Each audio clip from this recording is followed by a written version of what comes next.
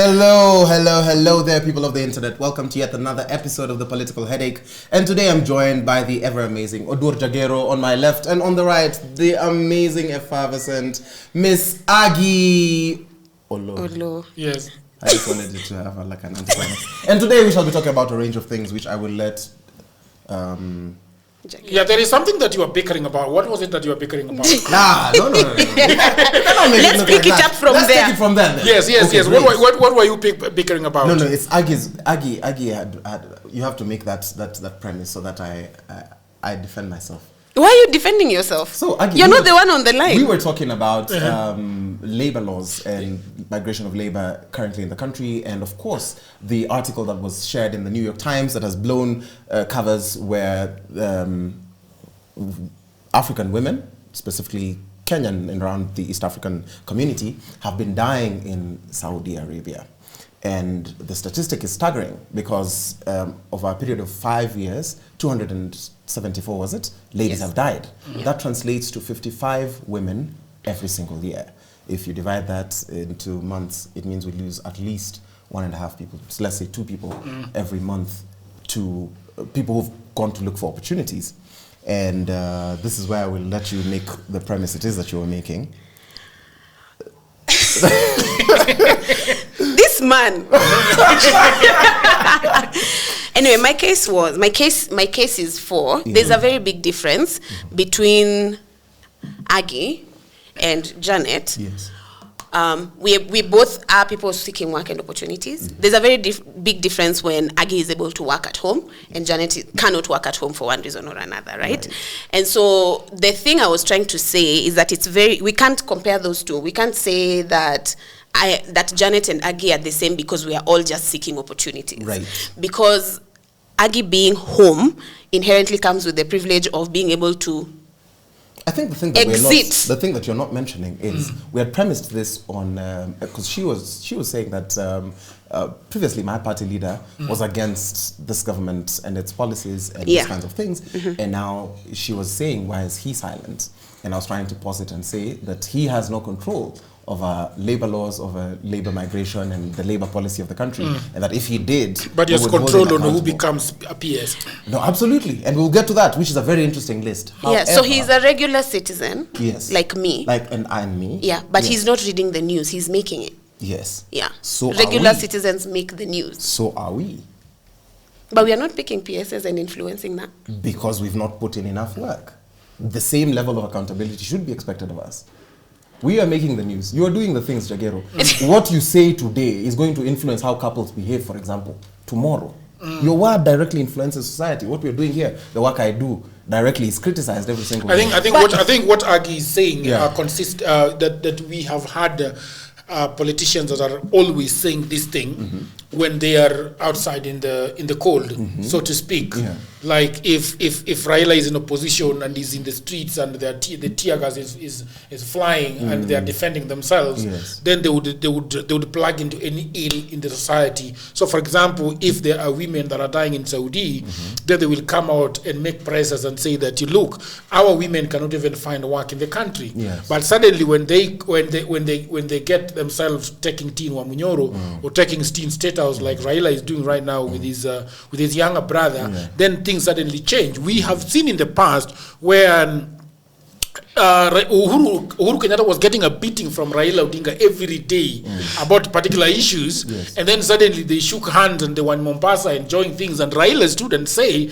by the way, debt is not bad, it just depends on what you are doing with the money. But debt is not bad. And I think that is what Aggie is saying, that can we be consistent as people in the things that we are always saying? I think, but also, I think it's a bit of a fallacy to compare me to Raila Odinga. That's we can't be the same. We're not operating at the same level. Yes, he has a level of influence that I do not have, and that in itself comes with a responsibility, because, as you say, his word goes. Yes. Anything he says, people will take it. There's no pinch of salt there. Right. You can take what I say with a pinch of salt. I will tell you this right now. But Raila's word is not taken with a pinch of salt. It moves masses. It moves people, which means he obviously bears greater responsibility for his word. He bears greater responsibility for his principles and the things that he stands for. So when we see him swaying back and forth, To which I would ask then, has he been inconsistent in the things that he's saying? Has he, he picks and chooses. Especially, let's talk about the issue of labor and labor migration and unemployment. Has he at one point said that we need to increase opportunities for our youth locally? He has. Yes, he has. Has he gone back on that and said, now we need to reconsider and export people to Germany? Because remember, Germany is a country that's very dear to his heart. If anything, it's one of the exotic languages that he speaks. And so when people were organizing for labor migration to Germany, we should have expected him, as a person who has Germany close to his heart, he would have jumped on that bandwagon if he's a person who goes back on his word. However, when the government was even negotiating for work opportunities and trying to meet the chancellor and say that, oh, now we have to create opportunities, he did not chime in and say that, no, it is good for you guys to go to work in Germany.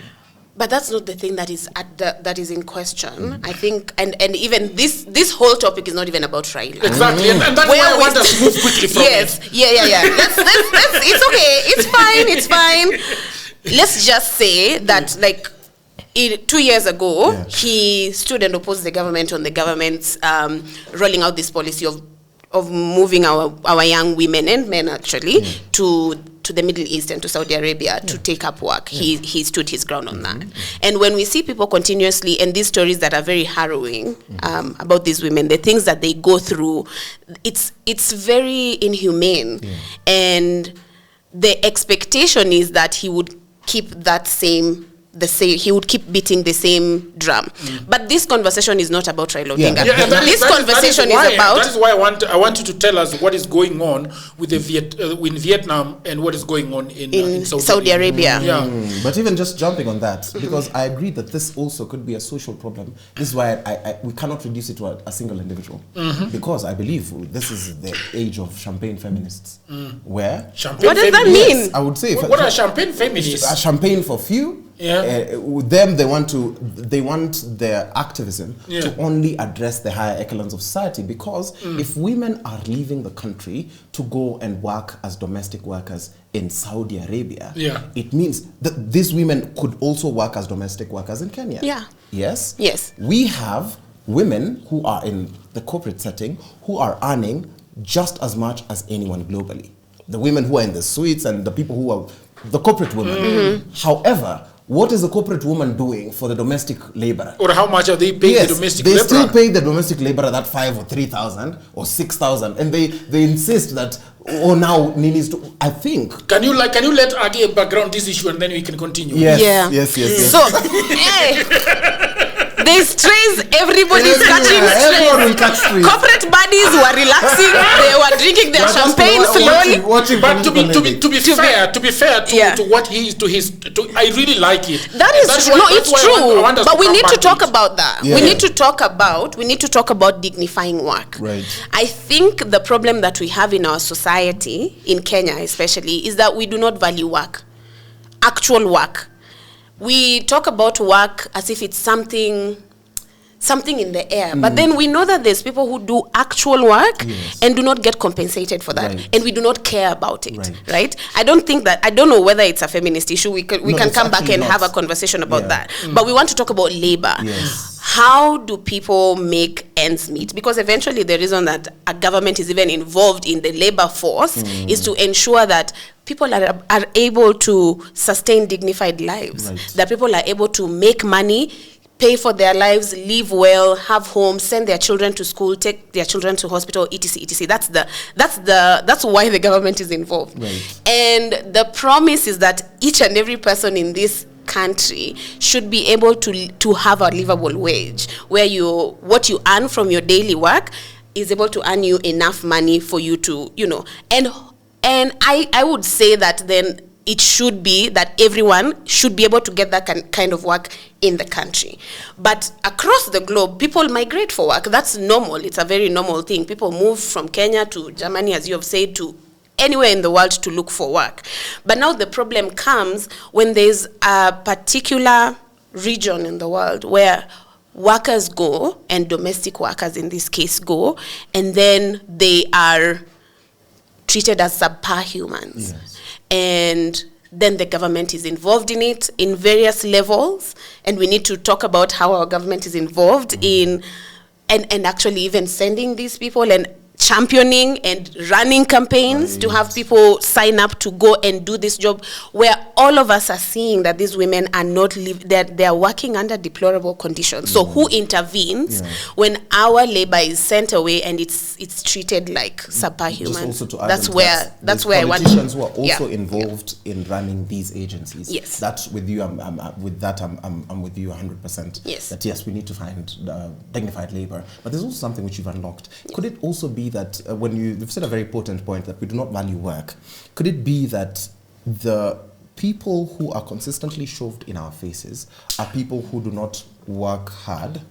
The people do not work at all. Yes, actually, yes. But they make the most money. Yes. And that's what is flaunted to us. Therefore, because I would disagree that we do not value work. All socially, we value work. We build houses together. We make meals together. The boys go out to herd consistently as we've done it culturally. But with this, there's a new wave of get-rich-quick schemes. And because everyone's looking for a ticket out of poverty, that's why we would find people going to Saudi or whatever it is. But anyways, Vietnam. Yeah, Vietnam.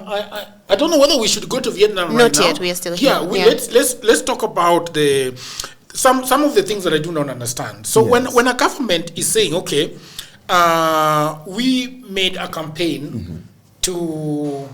The campaign was based on hustlers. Yes. So basically, the people that are going to Saudi Arabia are hustlers, right? When they were doing campaigns for the 2022 election, I think that these are the hustlers that voted for them that are now trooping to Saudi Arabia. Yes. Right.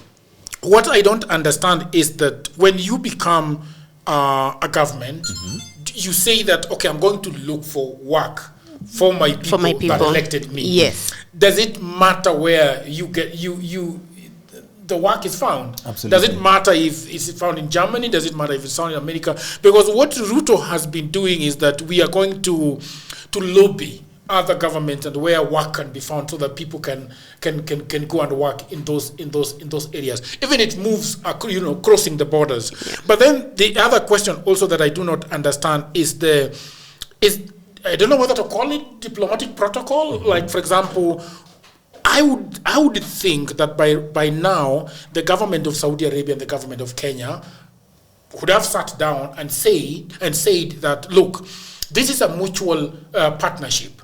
We are lacking domestic workers in Saudi Arabia, and Kenyans, we have workers that can go work for you. Can we develop a framework whereby we know, for example, I have read in the New York Times that if you go there, sometimes they take your passport. And then you become, which should be illegal. Yes, you become basically a slave where you go and you can only leave if the person that is living with you say that, all right, I don't want this one. This one can go back to their country. That's when you can fly back. But basically, you are a slave when you go there. So I'm wondering whether the government can be able to sit down with these people, with the government of Saudi Arabia, and say, there is something that you are looking for, and we have it. Yes. Can we make an agreement on how this works? Can we say that these people must have phones where they're working, so that if they have a problem, they can be able to phone the agency, or they can be able to phone the embassy, so that the embassy can say, okay, we have a problem with person A, we need to bring her to the embassy, and if there is no work for her, then she needs to go home. And the other question that I'm wondering is that why are they dying? Yeah. Like we don't have maids dying in Kenya. Yeah.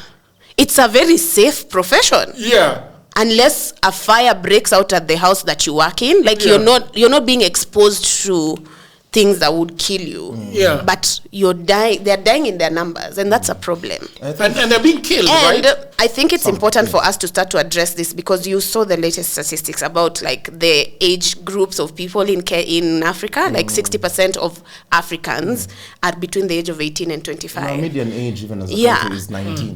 We have a very young population, and it's only growing, which means all of these people are going to need work. So if the government is going to be at the forefront of delivering employment, as they promised during their campaigns and in their shiny manifestos, they need to be serious about making sure that where we send our labor, that labor is safe, protected, and fairly compensated. I think I agree, but also just to answer Jagado's question with regards to does it matter where the work is found, I think it does. It does. That the bulk of the work shall be found in the country. And I don't think, and this could be a structural problem, there cannot be such a thing as a shortage of domestic workers because the family is not a corporate entity. The family is nurtured by parents. Yeah. And this is a fault of capitalism where you cannot tell me that suddenly the work in the house has become too much. Yeah. I think it's a lie. What do you mean? You cannot tell me that you establish a family and suddenly the family is overwhelming, that there's a shortage of domestic workers. In Kenya, what do you mean? I think there's just a shortage of responsible parents. No. Yeah. No. There's a shortage of there can be a shortage of domestic workers. I don't think so. Remember, I blamed this. Not in Kenya, even in the world. I blamed this on capitalism. It's not a shortage. It's just that you spend too much time chasing the bag, and not because you don't want to spend time with your children. It's just that the company The company demands as many hours. That's why I'm like, structurally, just to start with, it's systemically at fault. Right. So in an ideal situation, there should not be a shortage of domestic workers because children belong to society and ideally. And you mean that Saudi Arabians should have people that can take care of them? Their children. Be able to take care of their children. Yeah, exactly. I agree because there is a story actually of a lady that said that in the house where she was staying, there were lots and lots of people that were in that house were basically sleeping the whole day. Right. Not doing anything. So that's one. You know, So this lady is the one who is waking up at 3 in the morning and making breakfast. People are always her looking for food in that house. So she will be cooking and these Saudi Arabians are just eating and treating you like shit. So, I agree totally that, for example, Americans some point were looking for nannies and people from this country, correct? From African countries. And then because it is expensive to have an American working in your house as a nanny, because you're going to have to pay them $40 an hour. Right. So that means that if for example, my sister lives in Norway, right? And she has got triplets. Right. If she were to get 2 nannies working for her, no agents. She wouldn't afford no agents. Then they would be earning more money than they earn combined as a husband and wife. So what does that mean? That you have to take care of the children by yourself. Right. And I think that's their problem. First, I think triplets are really cool. But second, again, as we were saying... no, but I'm saying that it is the problem of the Norwegians to find workers in Norway. No, that's actually it. And Saudi Arabians should be able to say, okay, you should be able to wash your dishes. Yes, that's but we are ignoring the very, obvious fact that the reason why there's all this opportunity, as Ruto would say, for domestic work is because people do not want to do domestic work. Yes. In Saudi Arabia. That anywhere in the world. Yes, and? People do not want to do domestic work. And brings me back to my point where domestic work is not considered work. It is not considered work. Because if these were... Do you think it is work? It is work. Domestic work is work. Okay. Because women carry the burden. Let me speak for the women and the feminists. Let's go. Women carry what do you call it? champagne feminists. The champangwengwes. Women carry the burden of keeping homes running.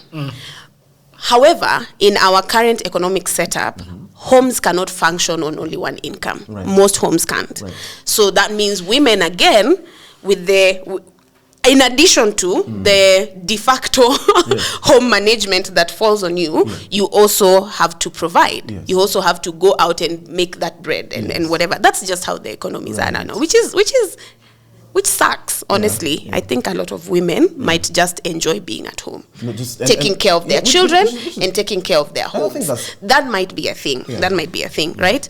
So when we back to the Kenyan situation, so because both of us are working and we have children, we need someone to help take care of our children. That used to be aunties, uncles, whoever else that was, grandparents, all etc. I was taken care of by my grandma.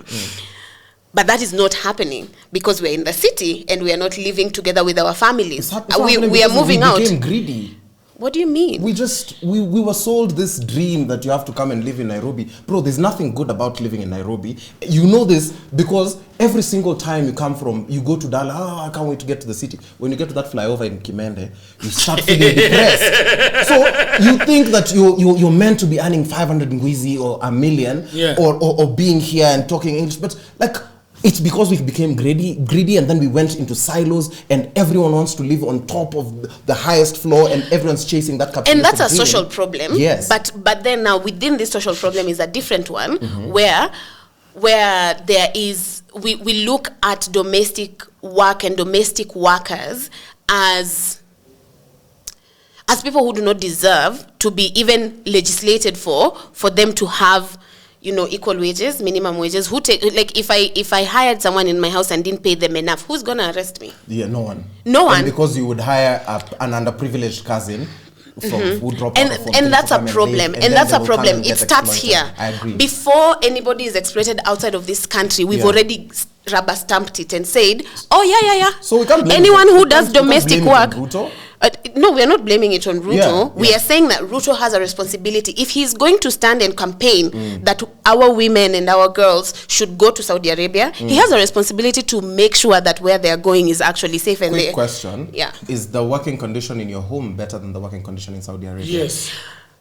I would. What do you mean? You're the exception, Jagero. No, I think that generally, a Kenyan would not treat a Kenyan worker like they treat them in Saudi Arabia. Brother, have you seen the things that happen to maids? It's just that they don't talk. But the same thing that Agi said, there's no one to legislate or defend them. These people get beaten up. Jagero, I think sexually exploited. It's true that happens. Yeah. But the point is that we sanction it as a society before it happens outside of our borders. Yes. So we agree. Which is why maybe even the feminists are not interested in this issue, because we see it here. We've not resolved the issue of domestic work locally. Yes. We haven't. Yeah. The domestic workers still are not paid enough. They are not paid livable wages. They have to come and live in our house and live under stringent rules. Yeah. And these are adults. Yeah. These are adults. I think I am not in a place in my life where I need somebody to live in my house to help me take care of my house because I do not have children.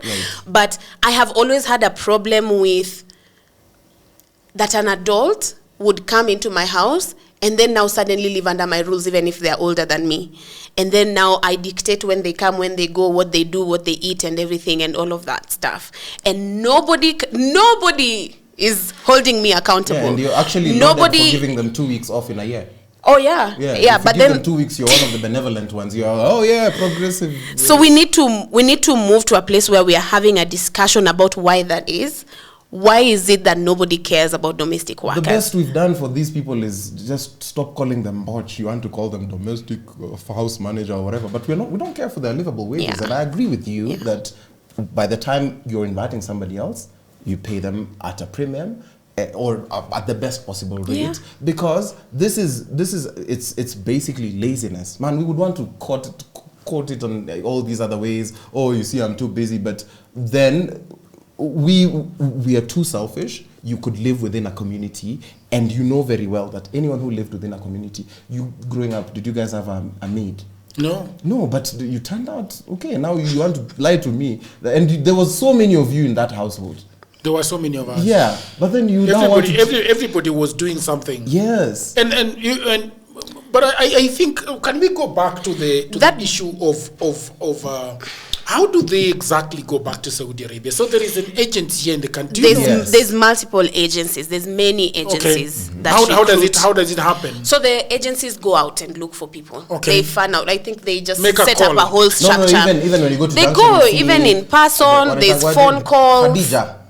That's the thing which they usually call. Yeah. They're like, it's adverts. You find adverts everywhere. Yeah. They are running a serious campaign. Okay. Yeah, which to me actually indicates that there's someone like funding and bankrolling this process and this system, right? Investors, investors who benefit from this trade.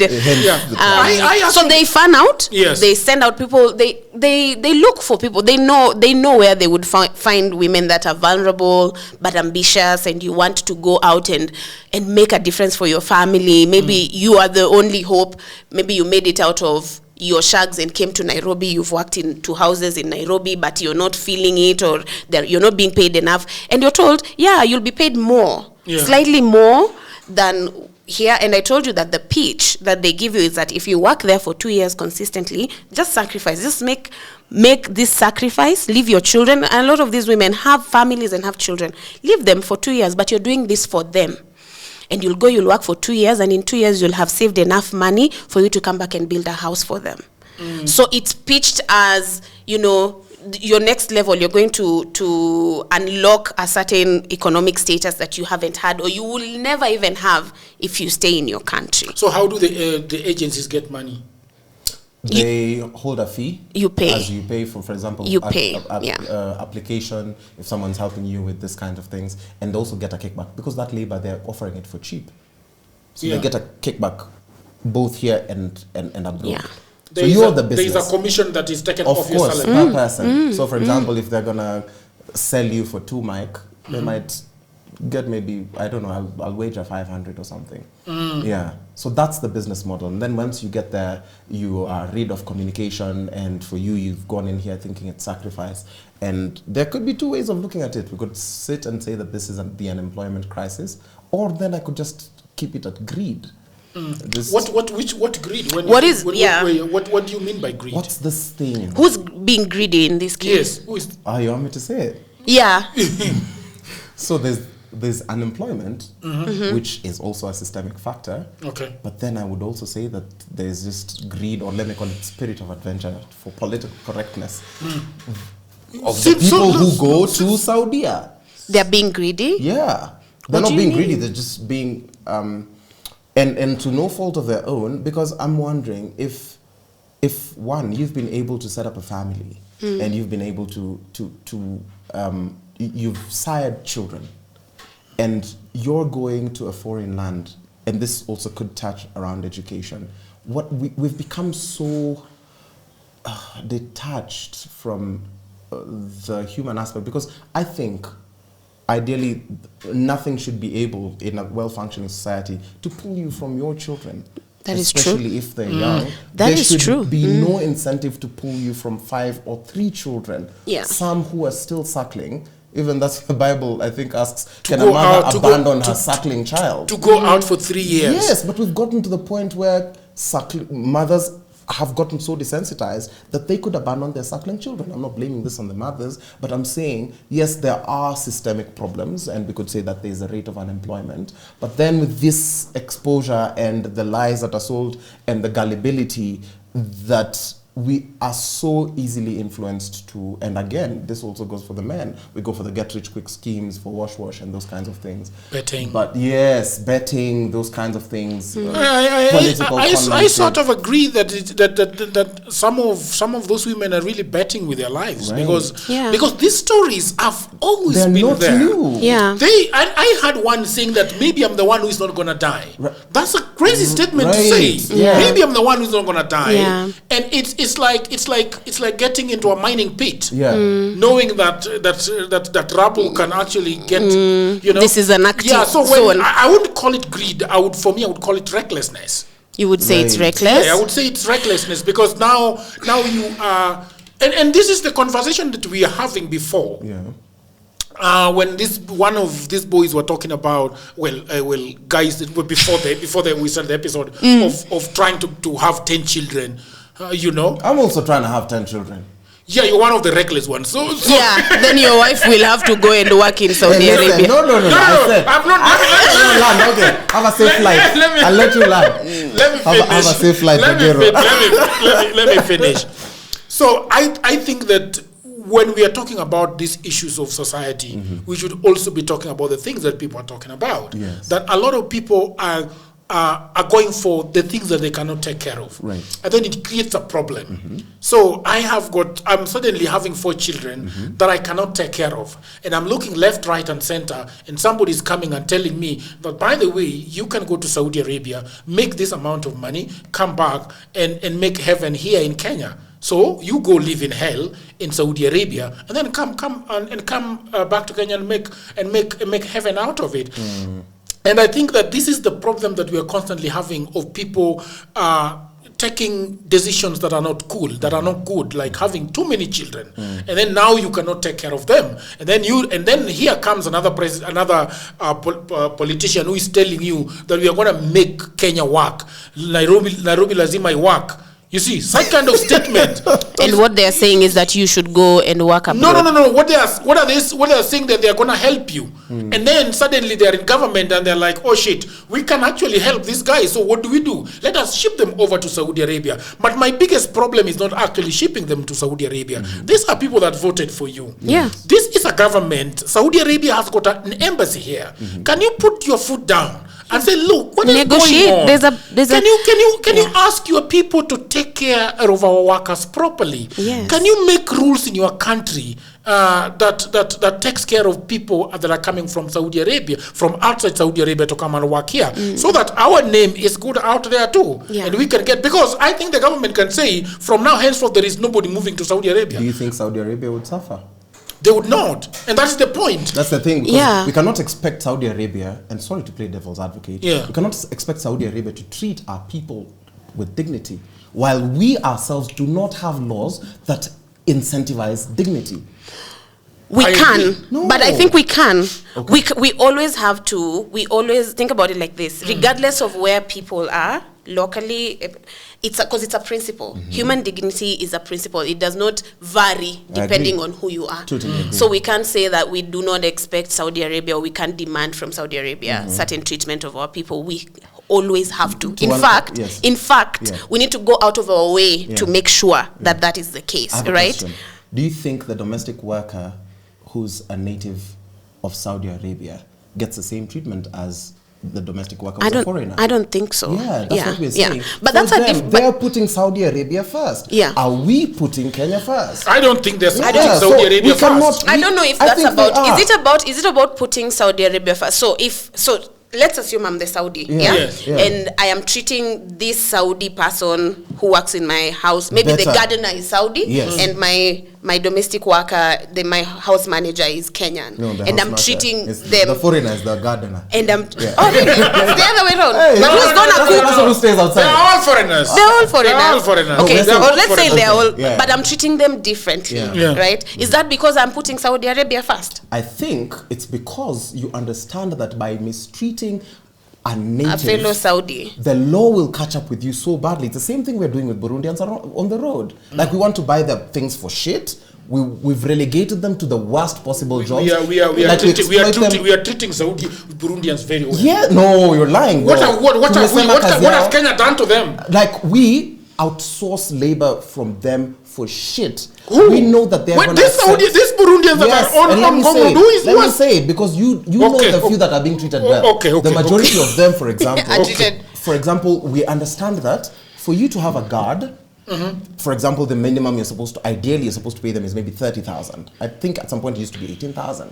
But you find a person who's willing to accept 300 a night, and you employ them at 300 per night. There's no difference between you and the person who's exploiting other people in Saudi Arabia. That is true. But at least we are not beating them. We cannot say that. That's like saying, but at least it's no, like saying, but it's still alive. I want to go back to the idea of we cannot expect Saudi Arabians to treat us well because we Kenyans don't treat them well. Treat ourselves well. I think this is a question of government to government, and the laws that they put in place to protect the citizens of, and especially if the government is running the campaign. If this was like, if the government is like at the forefront of this campaign, I thought they were in the forefront of us going to Germany. But also Saudi Arabia, but very many places, because Ruto's thing is like, I have all these people and they need work. And so he's going to create 500,000 jobs, I think is what he said back in 2023. In Saudi Arabia? In Saudi Arabia, right. Okay. So if you are at the forefront, so which is why I have a lot of sympathy and a lot of time for these women and these girls. The social issue about why someone would decide to leave their children, that I feel is a separate issue. But when your government is at the forefront of advocating for this particular job, you are right in believing them. But also you have an assumed social contract that mtu wa gava akikuja hapa, and you know when they go to the people who are most vulnerable, they believe the government. Mtu wa government akikuja akasema tutakupeleka, and you know the promises are nice. They're rosy, you'll have your own room, watakulipa $250 a month. Umewahi lipwa hiyo? Hapana, hiyo ni 40,000. Is that how much they are paid? Some of them are paid about that much. 40,000. Yeah, which you would never make in Kenya, because even, you know, as a house manager, as a house manager, you're not gonna make. So the government is like, kuja, tutakutuma, you'll get a room, you'll get a place to stay, you only have to cook and clean or whatever. And they do that. When the government is at the forefront of that effort, they have to do more to make sure that effort results in better outcomes for these people. Otherwise, what are we doing? This is modern day human trafficking and slavery, and we are just trying to make it look nice and rosy. But when people wind up dead, and we are not making that a national issue, it should be a national issue. Yes. If our people are out there dying, being killed, being raped, molested, being denied freedoms, like basic human freedoms like movement, what are we doing? What are we saying? Yeah, I think, no, to that extent, I totally agree that we need to find one, and I keep on insisting, the labor laws have to start here at home. They do. Because for us to have a good, and you know, diplomacy is not like me calling you out the way we would call each other out, the way they would start doing this on social media. It's hard-nosed, and sometimes you go and say that we expect this tariffs to be lowered or this. When we come, it's the quality of life you offer your people. Is it better than what they're coming to get here? Then we can negotiate. Yeah. But a government that does not have adequate and proper labor laws domestically, if they go and sit at Saudi and find that these are the laws, you find that Saudi laws at the very worst are here, and our laws at the very best are here. What is this negotiation that we're making? So we are starting from a point of disadvantage. Therefore, what I've been insisting on, we need to sort this out locally first. Then we can go and say that now we. What that then implies to me is that if we are saying we need to sort out labor laws here, then we need to also stop then sending our girls and women abroad. We need to stop until such a time as we are able to guarantee that we have enough leverage in that conversation to ensure that the people who go out into these other countries, wherever they go into, are able to be assured of decent lives. Because sometimes you would think that only the ones that are sent by the government, which I don't think are very many, are the ones who endure hostile treatment. No, everybody. The people who are sent it's free game with private. What do you mean by free game? It's anyone. Anyone. This happens to anyone. In a foreign country, whether you are sent by government or you are sent by private sector, there is no difference, and that's why I keep on saying that this is not necessarily a Saudi problem. It's a social problem there, where we're thinking there's deeper issues. There could be the issues of race, there could be issues of class, but we cannot. It would be different if we said the ones who are taken by government are treated worse than the ones who are in private. Just the way we have in our education that. There's a class problem. It is interesting that there has been an MOU between the two countries. Kenya and Saudi Arabia have signed. Said MOU and triggered me. Bilateral memorandum of understanding on labor migration. A major agreement concluded in 2019. And additional agreements or renewals being discussed up to 2023.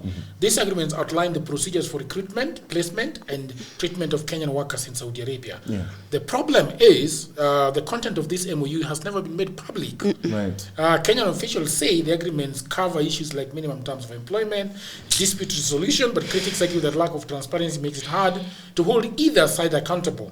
So now in 2022, Kenya's Labour Minister, Labour Cabinet Secretary at the time, Simon Chelagui, expressed satisfaction with Saudi Arabia's effort to protect Kenyan workers under these agreements, citing Saudi's reforms and existence of the MOU framework. But given the continuing reports of abuse, the Kenyan government acknowledged in late 2021 that the existing agreement would be reviewed and strengthened. The problem is that we are not told about this MOU. At least we know the one between Raila Odinga and Ruto, but this one, we don't know. We need a party. Do you think that it's not supposed to be made public? It should. Ideally, it should. It should be made public. The general public. It involves our people. Yeah. And I think this is the thing which I'm saying. We have to sort this out domestically. We have to find out domestic solutions, because once we get onto the global stage, then we have to go there insulated. It's like you telling me that you came to Nairobi and suddenly you think Nairobi is unfair. Nairobi is unfair to all of us. And that's why I'm saying, if we're going to go out, I don't know, me, I'm a guy for coming. I was born in Nairobi, but then I came back as an adult. You don't come and start whining in the city, because you could stay in the village, which is well-paced. And this is the thing which I keep on saying. Socially, we will not cherry pick and say, okay, here socially we will accept, here socially we will not, because there is more than adequate life in the villages. Only if we decided to invest in our villages. Yeah. But no, all of us just want this fast-paced life. Do we want it? Yeah. No. I mean, my question back to you both is, because I think at the to keep this flow of workers running between Kenya and Saudi Arabia, there has to be someone ensuring that there's no shortage, right? There's someone who is going through a lot of effort to make sure that there's a supply, that the supply side is the capitalist. Yes, right? Yes. Because we cannot name people's names. But my question is, what does it say about a society that rubber stamps that and agrees? Because one of the stories that we had is that one of these girls, I think her name was Eunice, one of the stories I read, she wound up dead after she had called her dad on the phone screaming and saying they're going to kill me. And her dad reported the matter and nobody did anything. When she called the agency, she's the one who was told to swim. Yeah. You can swim across the Red Sea, swim across the Red Sea and come back to Kenya by a Kenyan agency. It's the Kenyan agency that said swim across the Red Sea and come back to Kenya if that is what you want, right? My question is, if you're the person in this agency who is running, who is sending women and girls, some of them not even 25 years old, into a foreign country where they don't even speak the local language. They don't even speak the local language. How do they communicate? They're in a very, very vulnerable situation.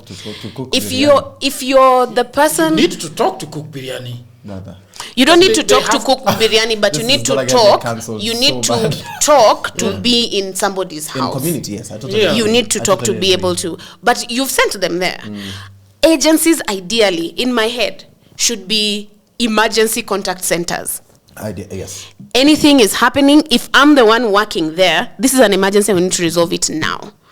What makes it so that these cases, one after the other, is ignored? People look the other way. The parents are left with the burden of walking around to all the media stations trying to fight for the rights of their children, and nobody cares. Nobody is advocating. There's no uproar. What is happening? What is that about? Because if you draw parallels to the agencies that are taking care of domestic workers in Kenya, these girls can actually call the agency and tell them, I don't want to work here. I'm not going back. They can say, I'm not going back. And the agency will say, all right, fine. They will notify the owner of the employer and say that this one has said that they don't want to work in your house for whatever reason. So that's cute, but I think it's a lie. What do you mean? What's a lie? That's not how agencies work. It has happened to me, bro. Yeah, that's just they agree. They agree. That's what I'm saying. Yeah. We're middle class guys, and we work with the posh agencies that. No. I promise you, this is not the. This is not the story. We are talking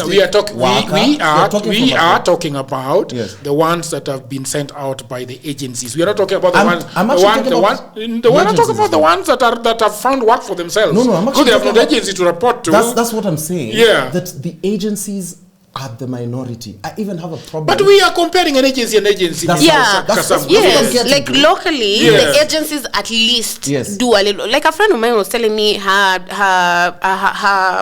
nanny said she's not going back, and for like some random reason, something happened to her husband, like something like that.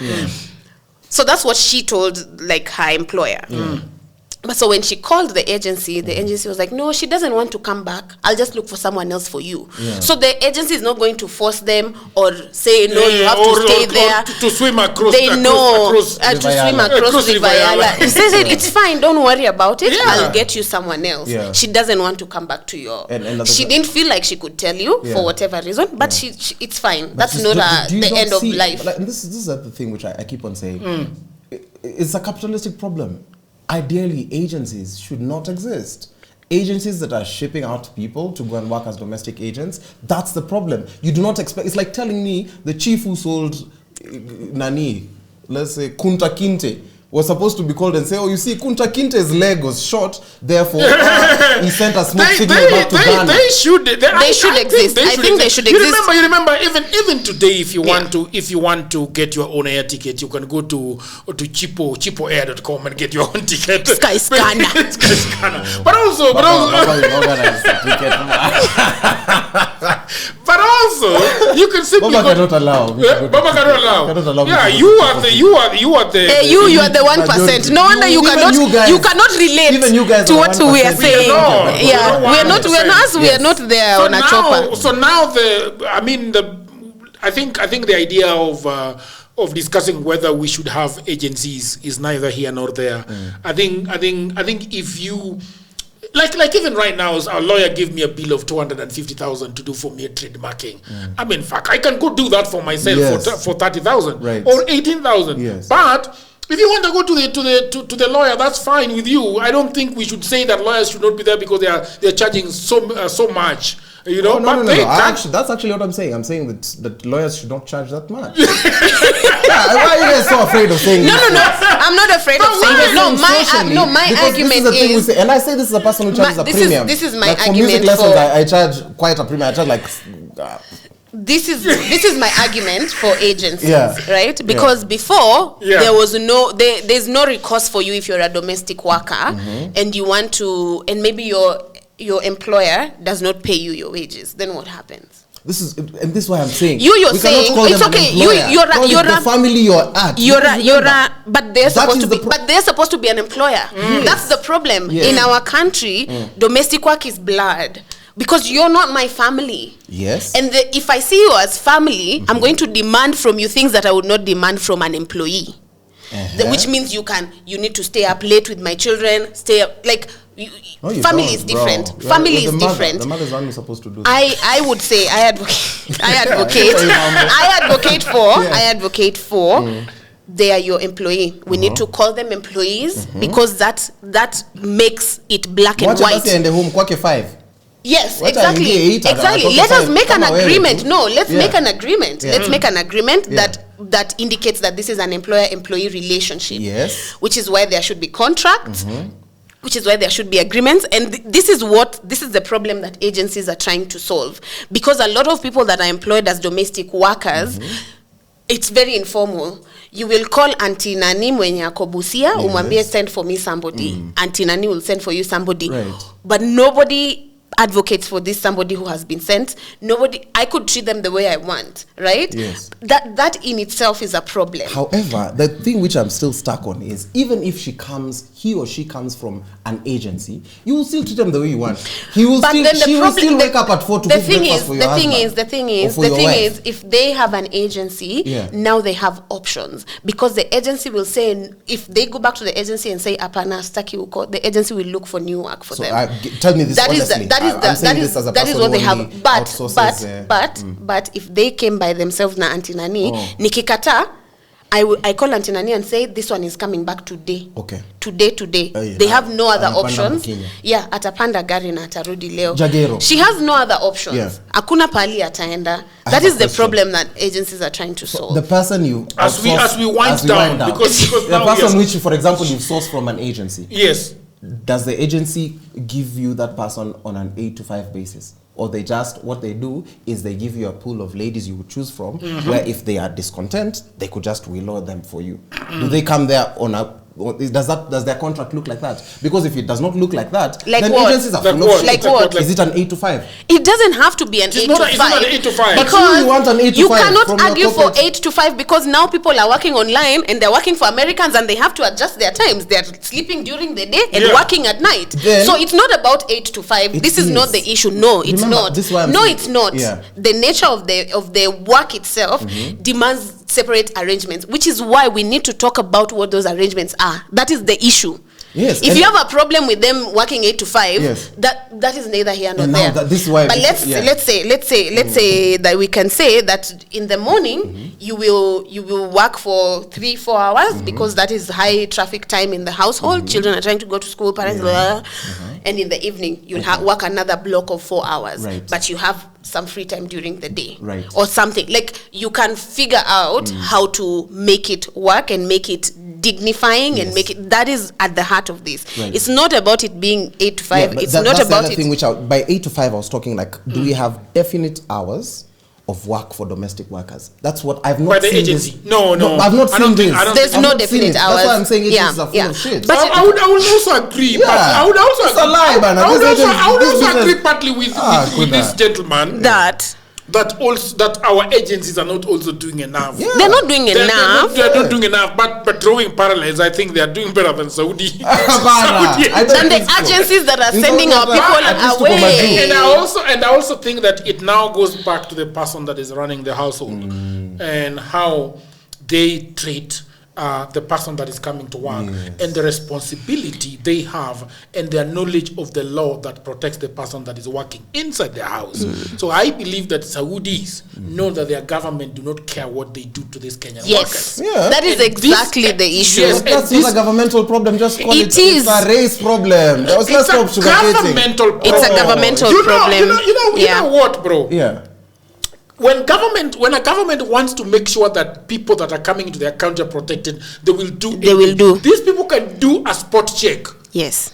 And Governments are like boyfriends. If they wanted, they would. Find that Caswell has been working here for the last 24 hours and has not eaten. That lady goes to prison. Yes. That's what we are You saying. guys are lying. Then Anyway, you This finish- only you happens. finish this No. episode. This only happens to Caucasian people coming into Africa. I have not seen a government. What only happens to Caucasian this people? Hypothetical utopia that Jagero is trying to sell us on the podcast. That governments the Saudi government can ensure better treatment of Look, black people. let me tell you. Let me tell you what. Let me learn. Let me tell you. Let me just learn. No, It's no, a I short know. ride. I know. This is a I short know. It's a short. Let me have a safe flight. Go ahead. Okay, Go finish. ahead. When black or persons of minority go to the west or the north, they do not have governments, the local governments, incentivize them because we come at the very bottom of the totem pole in terms of labor. But when they come here, they're not called immigrants, they're called expatriates. That's true. And that is That why is I want true. to tell him that it is what he's saying is a lie. And I've got a specific example.